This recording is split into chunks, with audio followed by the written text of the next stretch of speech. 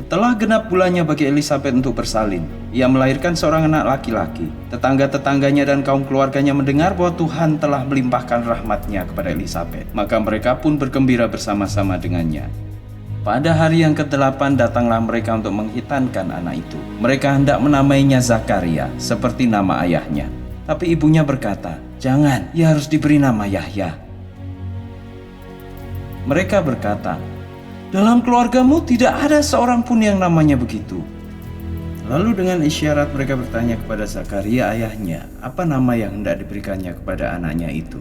Zakaria meminta sebuah batu tulis dari mereka lalu menulis demikian, "Namanya Yahya." Mereka semua heran. Seketika itu juga mulut Zakaria dapat berbicara lagi dan lidahnya tidak lagi kaku. Lalu ia memuliakan Allah. Orang-orang yang tinggal di sekitarnya menjadi takut.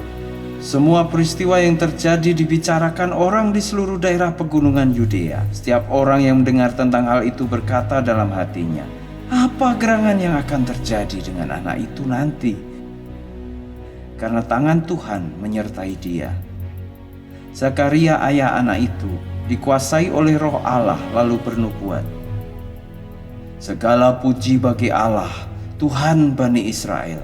Ia telah melawat umat-Nya dan membebaskan mereka. Ia menetapkan bagi kita penyelamat yang berkuasa dari antara keturunan Daud, hamba-Nya, seperti yang sudah difirmankannya melalui nabi-nabinya yang suci sejak dahulu kala. Dialah yang menyelamatkan kita dari musuh-musuh kita dan dari tangan semua orang yang membenci kita.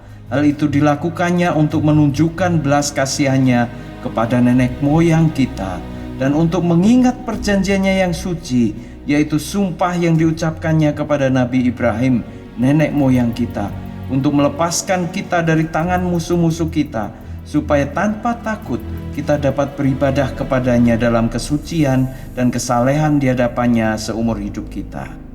Engkau, anakku, akan disebut Nabi Allah yang Maha Tinggi, karena engkau akan mendahului Tuhan untuk mempersiapkan jalan baginya, dan untuk memberikan pengertian kepada umat-Nya mengenai keselamatan yang didasarkan atas pengampunan dosa-dosa mereka, karena kemurahan hati Tuhan kita. Bagaikan sinar surya di pagi hari dari tempat yang tinggi, demikian Ia datang melawat kita untuk menyinari orang yang hidup dalam kegelapan dan yang berada di dalam bayang-bayang maut, serta mengarahkan langkah kita kepada jalan kesentosaan.